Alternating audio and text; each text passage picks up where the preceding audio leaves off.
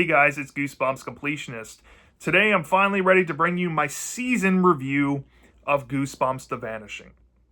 If you want to hear my individual episode thoughts, I'm going to leave a link in the description and in the comment section down below of my reviews that you can go check out beforehand so you know some context getting into my season review here. And I've been teasing throughout these videos about some stuff later to come in this review that I wanted to touch on, and we're finally here to do that. So, Goosebumps The Vanishing, aka Goosebumps 2023 Season 2. Is it better than Season 1? I think this is going to be a debate that's going to happen within the community, at least until a hypothetical Season 3 comes out. But in my opinion, I think it was a step up in terms of storytelling and picking a lane and making it more focused. I think this was a definite improvement. And off the bat, one thing I want to commend about this show, specifically this season, was the fact that, at least on the surface of it, it seems like whoever is behind producing this show at least heard some criticisms out there, at least heard some constructive feedback and listened to some positives people had about the show, and also listened to the negatives, and equally try to attempt to find a balance with that. I think off the bat, one thing that I think this season does way better than Season 1 is that it condenses what Season 1 was in 10 episodes, and they cut 2 episodes out knowing that that's going to, hamper pace, and also because the whole 5-episode drop and then waiting 5 extra weeks for the remaining 5 lost gradual interest over time. Because I think it would have been maybe a different story if Season 1 dropped all 10 episodes in the one singular day, like Goosebumps The Vanishing did with its 8 episodes. I think if people got to binge the show in one sitting, the viewership wouldn't have tanked as much as it did. So they pivoted to this so that way they can drop an 8-episode miniseries straight to streaming, and they don't have to run the risk of losing viewership. I get that. But, on a pace and on a plot structure basis here, it does help expedite the story, and it does make it easier to watch if you're going to sit down and binge it, right? So that's an evident plus for me. The second thing that I think this season did better than Season 1 were the characters. I know the characters are in hot contention right now, specifically the side characters, because, let's face it, the caricature and the stereotypes are kind of here in this season, to a degree. But I think what really helps sell these characters, for me more than the cast from Season 1, is the acting portrayals, more heart in the roles, it feels. Maybe not as, high of highs with the material as I felt with maybe something like Go Eat Worms from Season 1. I still maintain that episode is still my favorite episode out of all the episodes from this show so far. But the cast here was more tolerable. They're more grounded. They feel more realistic. They have more genuine chemistry with each other. And it makes some material that they're given that are less than stellar, like the love triangle drama and the filler stuff, at least a little more enjoyable because they give it their all here. And while there are some characters to kind of scratch your head at, like Cece and Alex being kind of just there and kind of inconsequential to the story in the grand scheme of it all, I will say that there are some characters that I think are fan favorites, like CJ. I think Devin's well-liked. And I think Dr. Brewer is probably the new fan favorite of the adult characters. I know Mr. Brett, played by Justin Long, people loved him in Season 1. Now, I think a lot more people are going to turn on to Dr. Brewer. And I'm going to have to say, this kind of coincides with my third positive that I have over the previous season, is that for the first time, Sony has not relied on Slappy to carry Goosebumps' narrative. And I can tell you that when they venture outside the Slappy box, y'all, they can actually have some really cool ideas here. And by ideas, I mean actual horror. This season had some good horror ideas, and there's some shocking moments that I was not expecting to turn out as good as they did. There are some things about it that involve, like, the effects that look really bad at times. But for the most part, this season really did improve on the horror, and specifically with like highlight episodes like Stay Out of the Basement Part Two's opening, and a lot of the stuff dealing with that episode was just gnarly. There's some stuff in episode 5 and 6 that are really chilling and disturbing to see put onto screen for a Goosebumps show. And there is some stuff that involves like body transformations in episode 8 even that are really cool. So there's some cool stuff in this show involving horror. And for the most part, these episodes do run shorter on average for length. And because of that, it helps, the episodes fly by quicker. And a lot of the times, I noticed this also, it's kind of like a fourth positive. The problem with season 1 is because it was 10 episodes and because they had a weird idea and didn't really know how they wanted to lay out the season, I feel, with that first season. The first 4 episodes of season 1 felt like random Goosebumps books they were deciding to adapt. And then by episode 5 onward, you had to get into the core of the story there. You didn't really have that in the beginning. I mean, it was kind of teased, but the whole Biddle stuff wasn't actually touched on until about episode 5. The main difference here is that this plot with the missing teens and all of that is the driving force of the story from the get-go. And it's the heartbeat and the core plot that the show generally picks a lane with and sticks with. And I think when it comes to the exposition dump, when that does happen in this season, the exposition dump episodes are actually done way better because they're told in the past for the most part, and they're done it more creatively than in season 1. When you get those exposition episodes like episodes 5, 6, 7, and even 9 to a degree, even though 6 is like a fun set in the past story, right? Those felt like filler because most of the story wasn't revolved around the Biddle stuff until like exactly the halfway point, and then it kind of slumped because it got uninteresting because they didn't really do anything interesting with it. Here, it's the opposite, so they kind of remedied that. So I have to tip my hat to the show writers and the producers for at least fixing those issues I had about season 1 up front. Now, I'm going to say this now. Other than those things, I think a lot of the same ailments from season 1 are still prevalent here. And a lot of people are probably going to bring these two big things up, so I'm going to bring them up now. The cringe music and the cringe dialogue is here. Maybe not as bad as season 1 because, in my opinion, I think whoever wrote season 1 was inserting a lot of horniness into these teens and even adults. And for crying out loud, there's a love pentagon and a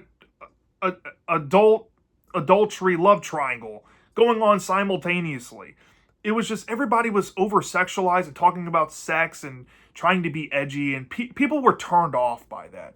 Here, they got rid of the horniness and the crude sexual jokes and the inappropriate things like underage drinking, but instead of doing, cringe stuff like that, they went to the silly kind of cringe where, you make a running gag about saying bussin' and, gyat, whatever the hell they say in Gen Z slang.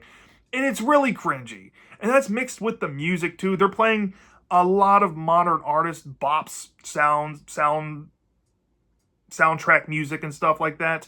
Well, while in season 1, they were playing at least more retro music. And I definitely prefer the soundtrack from season 1 over this season's soundtrack. This one was just not that good, if I'm being honest.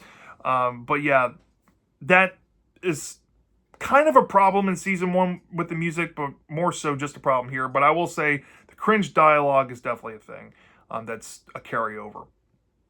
We have nowhere to go plot lines, evident again. And a lot of it has to deal with the main cast of teenagers. We have all these side plots with these characters, like the will they won't they ship of Devin and Frankie. We never get any resolution of that by the end, because midway through they cucked the audience by having Frankie get back with Trey unambiguously, and then they still have some relationship problems that I guess they're trying to mull over, but even those relationship problems between Frankie and Trey never get really any sort of finality to it. So that feels really unresolved as well. There's a whole subplot in episode 3 of the haunted car, where Alex, who is the juvie delinquent character that feels like she's being profiled because she actually did something horrible with a bunch of delinquent kids, feels compelled to go after this guy who she blames that put her in juvie, but we never see any resolution of that. All he does is wreck a car, right? Gets in an accident. We don't see any more of that and her getting out of actually being in trouble with the law. She just, I guess, kind of accepts it and moves on and just drops that whole thing, but it feels weirdly unresolved there because we want to see her get some revenge on this guy if that's actually what he did. But no, we got to spend time on her connecting with Cece, who's the sister of Devin. And these characters, both Cece and Alex, are just uninteresting. Cece, by far, is the most uninteresting character in this whole cast, and she's supposed to be one of the main characters.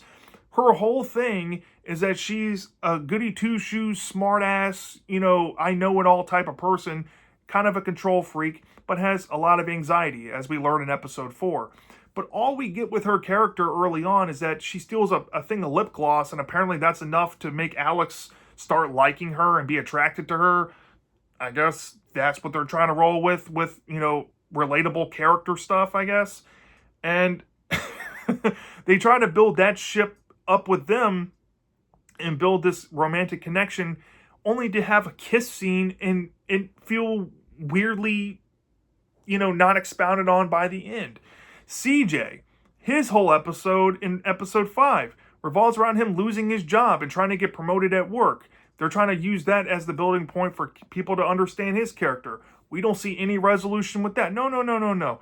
All this side quest stuff that really does not matter to the focal point of the story, that eats up a lot of time in this show, mind you, is put on the focus, and the stuff that really does matter gets put to the side in those middle portion episodes, which is why, in my opinion, same as season 1, the final episodes, or the finale episodes that's supposed to wrap everything up, feels like it's rushing to get all this stuff done so they can wrap up the story because they spent way too much time on stuff that doesn't matter. And I think this season really exposed to me 3 main issues that can be easily resolved. And here they are. The first thing, and this is the one that I know is going to be a hot topic for people to debate, but this whole 5 to 6 teenage character ensemble cast shit has to stop. We do not need 5 to 6 teenagers a season. We really only need 3 or 4. And I get the whole appeal about having a huge teen ensemble cast from a audience perspective, is it gives you more of a chance to see somebody that looks like you on screen and blah, blah, blah, blah, blah. That's why the ensemble cast is as big as they are. But the problem with that is when you have a lead character or, maybe 2 lead characters, you have to dedicate time away from them to build on side characters. And from what I've seen from this show so far, they do nothing interesting with the side characters, or the ones that are interesting, they don't have really any real resolution by the end with their subplots they go down. So what's the point of having it? My recommendation to the people making this show is to stop having 5 to 6 characters and stick with a smaller teen cast of about 3 to 4. That way, you can characterize the smaller cast way better than you could a 6-person ensemble cast. To be honest, in this season specifically, the only 4 teens you really needed for the main story here is maybe Frankie, Trey, Devin, and Cece. You didn't need Alex. As a matter of fact, somebody brought it up in Discord, and I think this is a perfect point here. You literally could have combined Alex's character and Frankie's character into one and have Frankie be the love interest of Devin and possibly the daughter of the detective. And instead of Cece having a love interest with Alex, maybe have her like some other person that she meets at debate camp or something. You did not need to have 2 extra characters in this cast.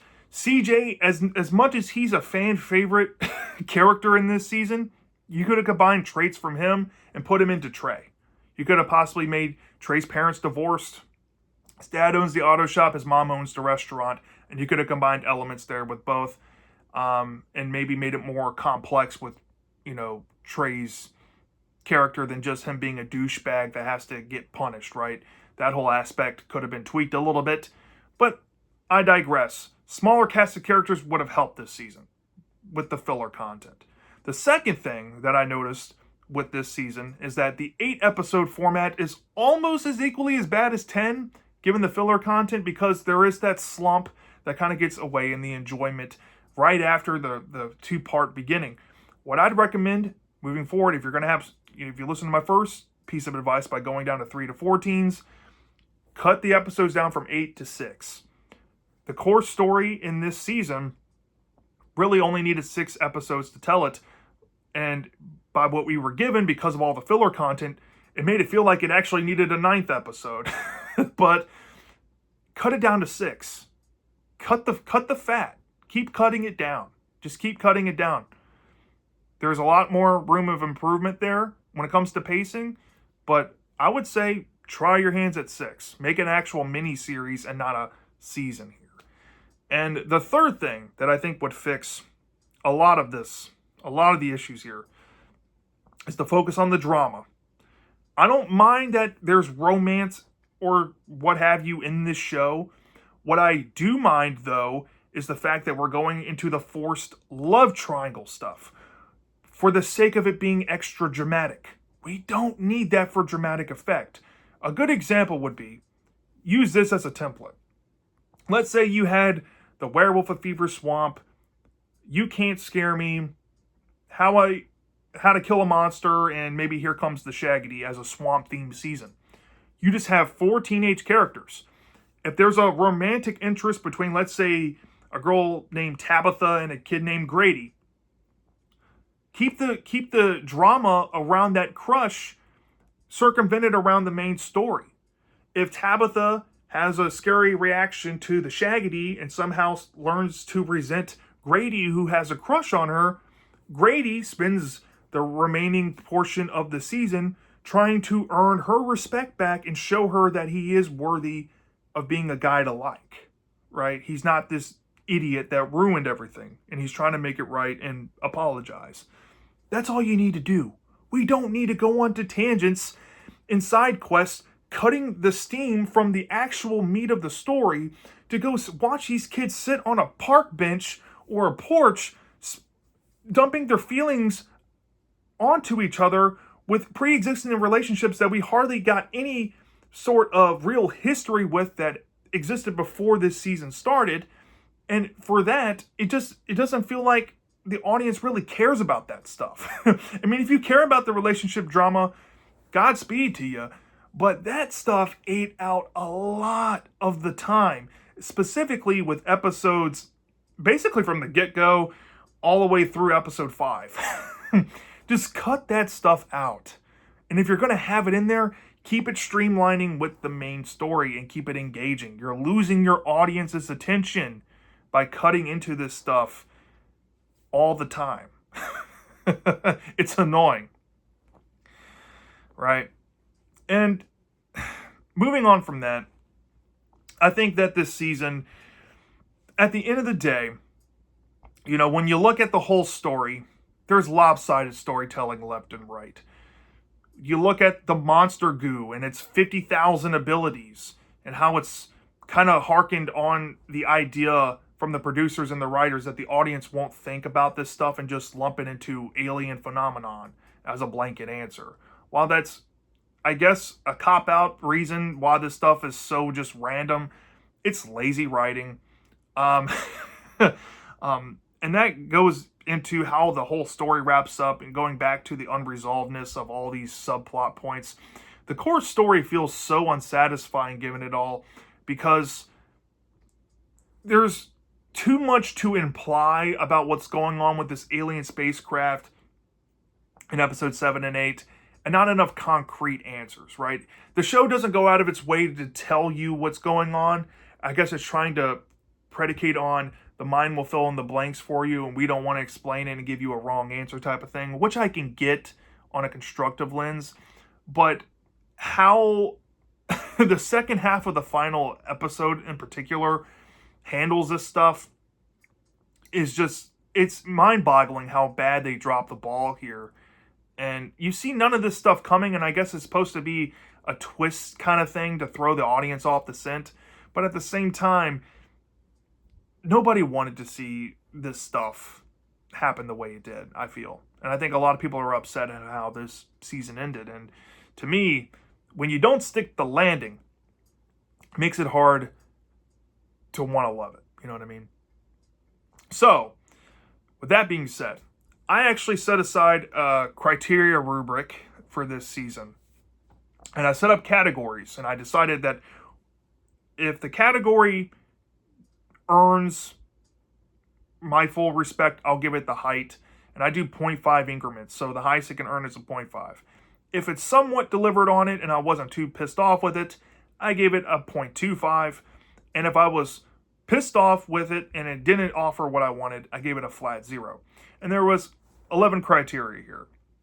So the first one I can bring up is acting. Second is dialogue and characterization. Third is storytelling ability and carrying a narrative. Number 4 is the concepts and utilizing concepts and making that stuff make sense.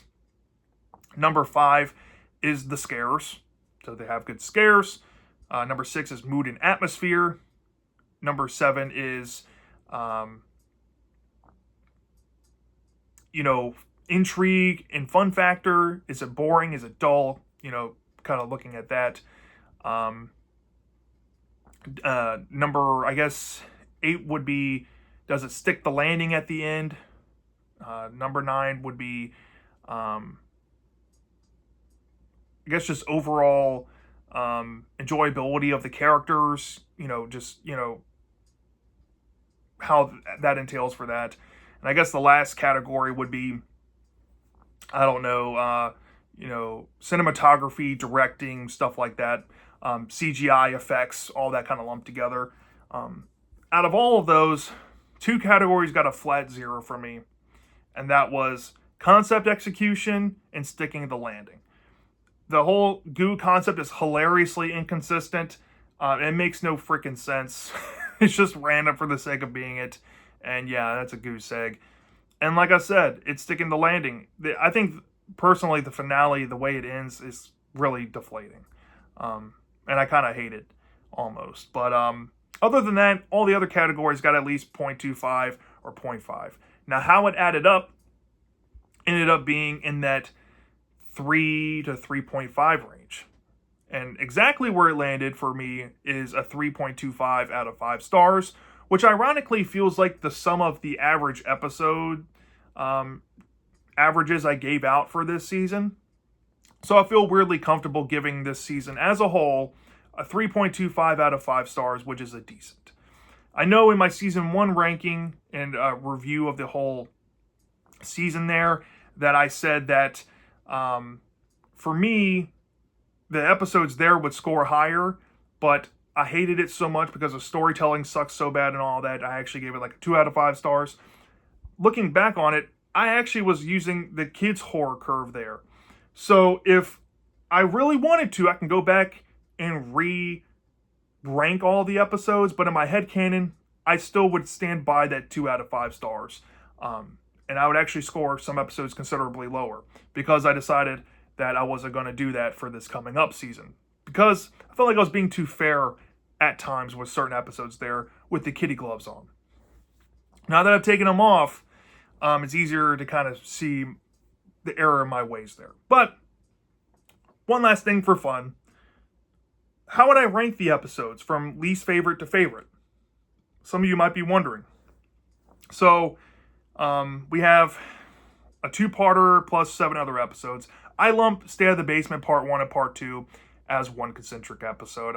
Some people might separate them, that's fine, but that's how I'm thinking about it with this. So, at the bottom, Monster Bloods episode. Easily just the most middling episode and just chalked with filler in this season, by far. Maybe next to what is my number 6, which is The Haunted Car. Both of these episodes were very mid, if I'm being honest. Both kind of ranked in that 2.5 to 2.75 range. Moving on from that, I think my third least favorite episode at number 5 would be the finale, episode 8, aka Invasion of the Body Squeezers. That episode was a big letdown. Then right after that one, I'd probably put episode 5, The Boy Who Cried Monster. I gave both of those like a 3 out of 5 stars. Just really low, decent kind of stuff. But from there, I think my favorite episodes from that point would be maybe at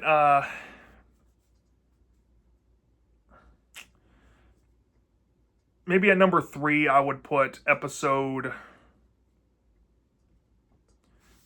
7, Welcome to Camp Nightmare. Thought that one was a little higher of a decent episode. And then for my second favorite, it would be episode 6, The Girl Next Door, aka The Ghost Next Door.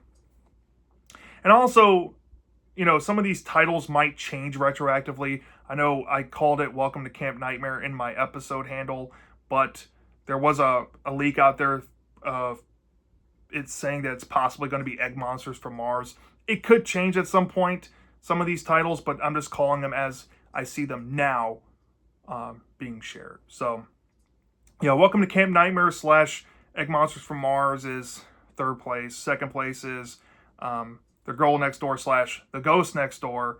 And then number 1 would be Stay Out of the Basement, Part 1 and Part 2 for me.